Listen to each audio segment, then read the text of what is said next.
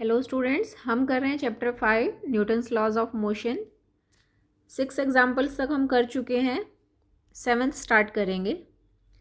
A train whose mass is 20 tons moves at the rate of 60 miles per hour after steam is shut off it is brought to rest by brakes in 500 yards.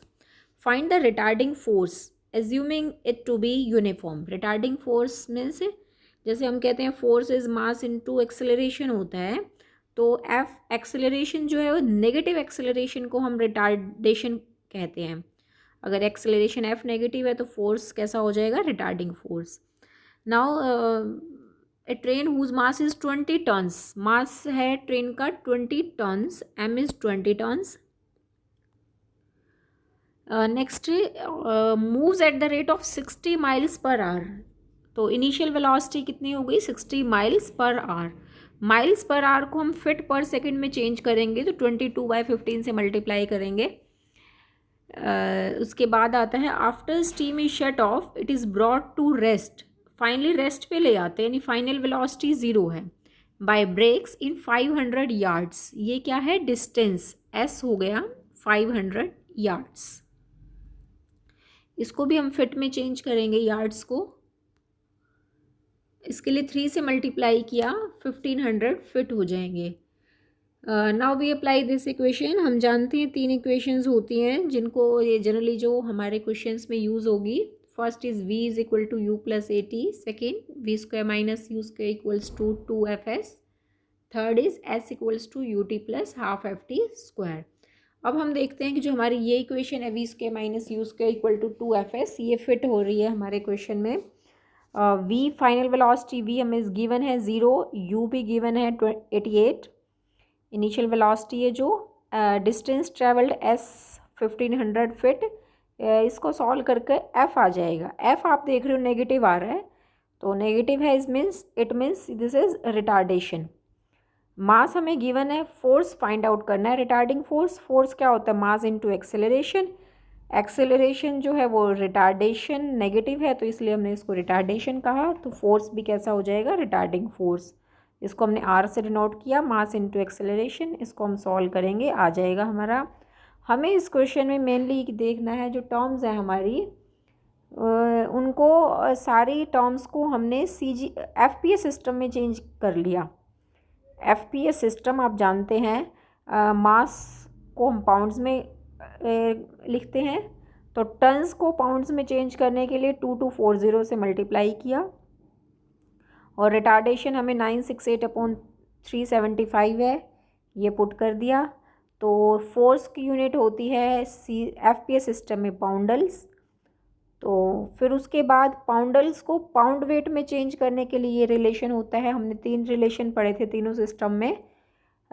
तो FPS system में हमने पढ़ा था कि 1 pound wait equals to जी पाउंडल कहा था हमने, जी पाउंडल। और आप जानते हैं जी की वैल्यू 32 होती है इन एफपीएस सिस्टम, तो दिस इज़ 32 पाउंडल हो जाएगा। तो ये 1/32 से मल्टीप्लाई किया तो ये पाउंड वेट में चेंज हो गया। उसके बाद पाउंड वेट को टन्स वेट में चेंज करने के लिए 2240 से डिवाइड कर दिया। जैसे यहाँ 2240 से मल्टीप्लाई किया था तो टन्स पाउंड में चेंज हो गए, ऐसे ही यहाँ डिवाइड किया तो पाउंड वेट से वापस टन्स वेट में आ गए। Now this is our final answer. Next आता है 8th example. An engine and train weighs 210 tons and the engine exerts a pull of 3.5 tons. Engine exerts a pull of 3.5 tons. The resistance to the motion of the train is 14 pounds weight per ton. पर ton का हमारे पास resistance 14 pound है, तो total हमारा train का wait कितना है? Train और इंजन का 210, तो इससे मल्टीप्लाई करेंगे तो टोटल रेजिस्टेंस आ जाएगा। Find the time the train will take to acquire a velocity of 30 miles per hour from rest. Rest यानी इनिशियली रेस्ट पे थी, फाइनली 30 माइल्स पर आवर हो जाती है ये फाइनल वेलोसिटी। टाइम हमें फाइंड आउट करना है कितने टाइम में हो जाती है। अब हम देखेंगे क्या गिवन है। टोटल वेट है हमारा 210 tons. Engine exerts a total mass ये हो गया 210 टन्स। तो ये कितना है, 2240 से मल्टीप्लाई किया तो टन्स जो हैं वो पाउंड्स में चेंज हो गई। जैसे 7th एग्जाम्पल में भी हमने किया है, इंजन एक्सर्ट से पुल ऑफ 3.5 टन्स।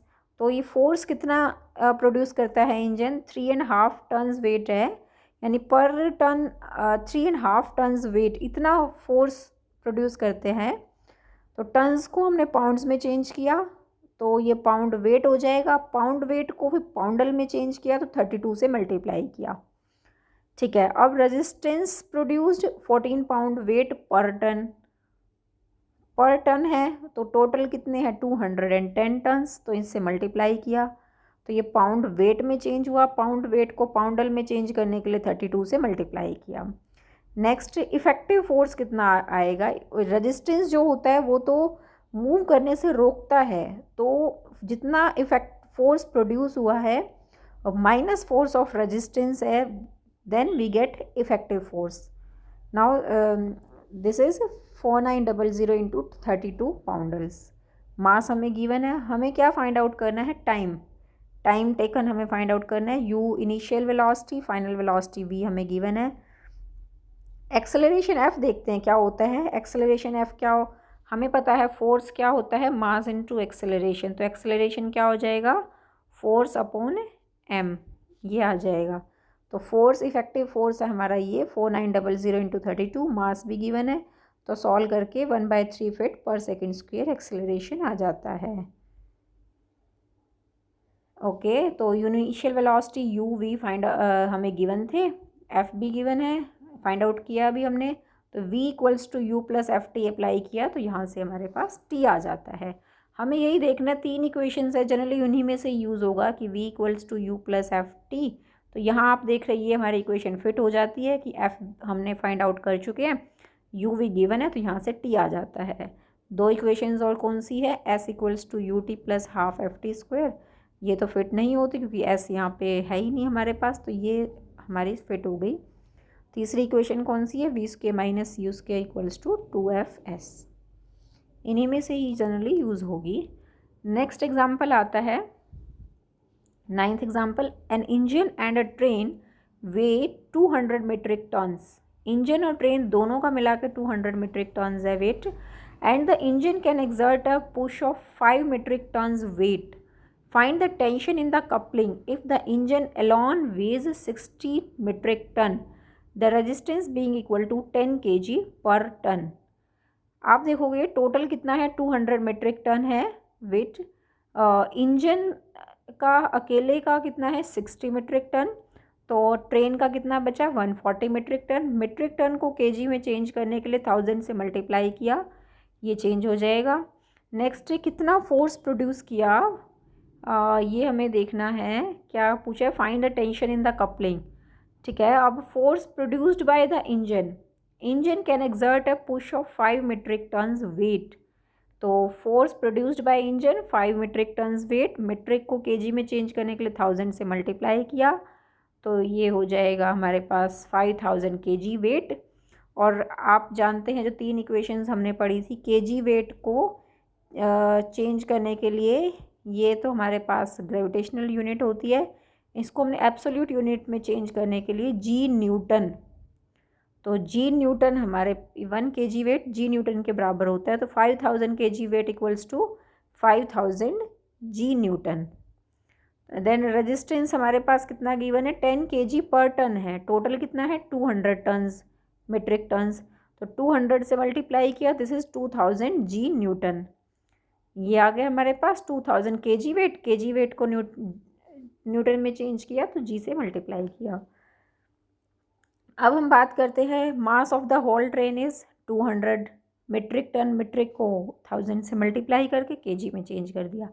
अब इफेक्टिव फोर्स देखते हैं, इफेक्टिव फोर्स कितना होता है, टोटल इंजन ने कितना फोर्स प्रोड्यूस किया 5000 और रेजिस्टेंस है 2000, तो ये माइनस कर दिया, 5000 minus 2000, 3000 kg weight, 3000 g newton. अब एक्सेलरेशन क्या होता है, फोर्स क्या होता है, मास इनटू एक्सेलरेशन। तो acceleration is force upon m.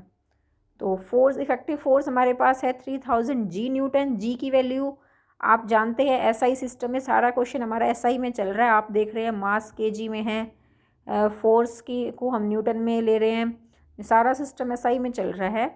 तो जी की वैल्यू क्या होती है एसआई में? 9.8 होती है मीटर पर second square.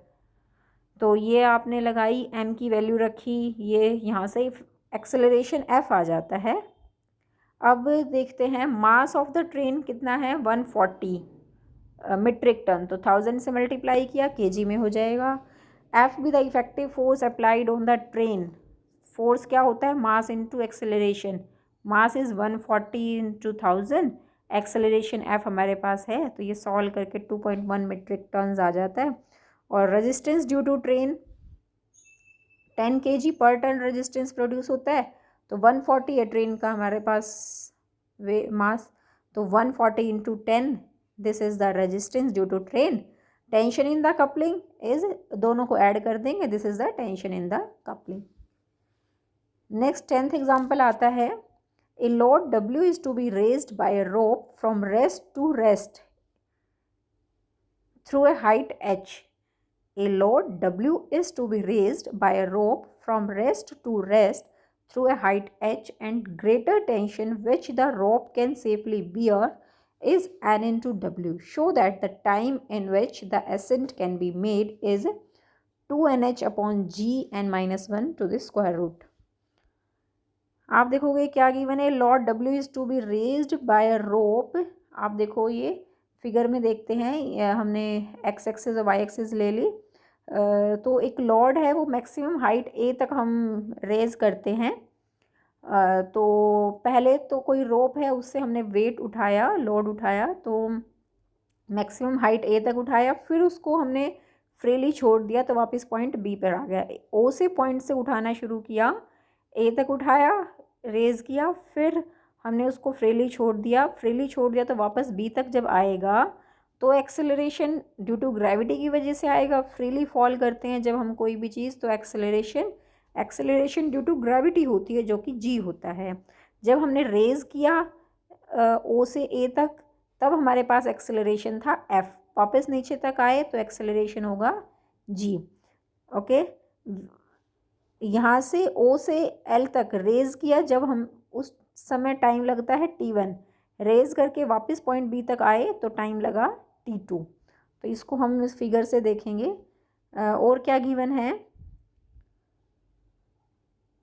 A load W is to be raised by a rope from rest to rest, यानी कि ओ से उठाया, रेस्ट पे था, वापस उठा के फिर हमने नीचे छोड़ा, तो पॉइंट नीचे, तो फिर रेस्ट पे आ गया, rest to rest through a height h, and the greater tension which the rope can safely bear is NW।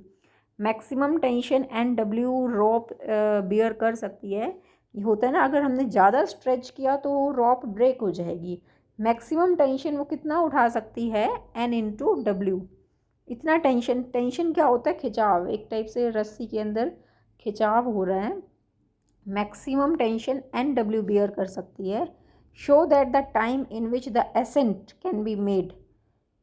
Total ये हुआ कि एसेंट एक टाइप से उठाना, उसमें कितना टाइम लगा इन विच, तो हमने देखा यहाँ से यहाँ T1 टाइम लगा था, और वापस यहाँ से यहाँ T2, टोटल टाइम हो गया T1 प्लस T2। ये हमें फाइंड आउट करना है।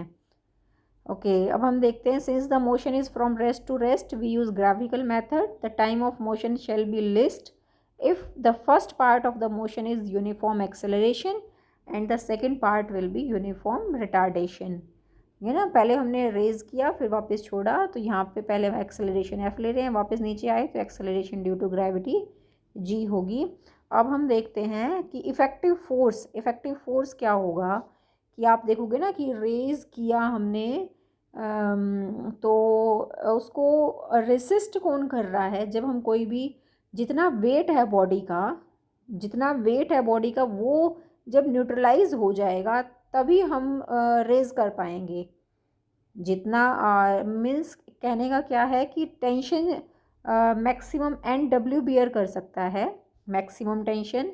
तो जैसे मास इनटू एक्सेलरेशन होता है, एक्सेलरेशन तो हो गया acceleration due to gravity G, क्योंकि acceleration due to gravity G है जो उसकी अगेंस्ट हम उठा रहे हैं, तो NW इंटू जी। और वेट कितना है, टोटल लोड W है जो हमारी बॉडी है, और उसको acceleration due to gravity G से मल्टीप्लाई कर दिया। मीन्स जो वेट है बॉडी का, जो लोड है वो न्यूट्रलाइज हो जाएगा। तो ये हमारा इफेक्टिव फोर्स बचेगा, और W into acceleration F is acceleration in upward direction. Then effective force is mass into acceleration, upward tension maximum NW है, इंटू G किया, वेट माइनस वेट क्या है, जैसे mass into M into G होता है, जैसे यहाँ लोड W गिवन है M की जगह, तो W इंटू G, और इफेक्टिव एक्सेलरेट फोर्स क्या होगा, W इंटू एक्सेलरेशन F, जो हमारा acceleration F in upward direction है। ओके, तो F is n-1 into G हो गया। When the rope becomes slack, the force of tension T ceases to act and load moves freely under gravity with retardation G। अब हम क्या है कि ये फिगर देखेंगे, OAB है ग्राफ, एक्सेलरेशन F T1, आप देखते हैं एक्सेलरेशन F क्या होता है, V upon T1, change in velocity upon change in time होता है, तो F is V by T1। तो इसको सॉल्व कर लिया, हमारे पास T1 आ जाता है। फिर वापस जब नीचे आए हैं तो इधर तो हम क्या कह रहे हैं, एक्सेलरेशन G है, तो V बाई T2 क्या होगा, एक्सेलरेशन ड्यू टू ग्रेविटी है G, तो T2 is V by G। हमें T1 plus T2 find out करना है, T1 प्लस T2 यहाँ से फाइंड आउट कर लिया, तो ये आ जाता है। अब एक बीच में जो इक्वेशन नंबर 4 है, आप देखते हैं कि आपको पता है कि लेंथ इनटू ब्रेथ जब हम करते हैं, जैसे ये T1 कह रहे हैं, इसको V कह रहे हैं, तो ये पूरा रेक्टेंगल बनता है, तो ये एरिया होता है। जब लेंथ इनटू ब्रेथ हम करते हैं तो हमारे पास ये टोटल एरिया आता है, पर अब तो हमारे पास इस टाइप से है V बाय, चलो इधर T2 है और इधर T1 है, पर जब हम V इंटू T2 करेंगे तो ये टोटल एरिया आएगा, V इंटू T1 करेंगे तो ये टोटल एरिया आएगा। तो आप देख रहे हैं ये एक्स्ट्रा आ रहा है, ये और ये पार्ट, तो इसीलिए हमने 1/2 कर दिया, हाफ कर दिया। तो this is H is a total distance moved, H is the area of triangle OAB, then H will be equal to V into T1 plus T2 by 2।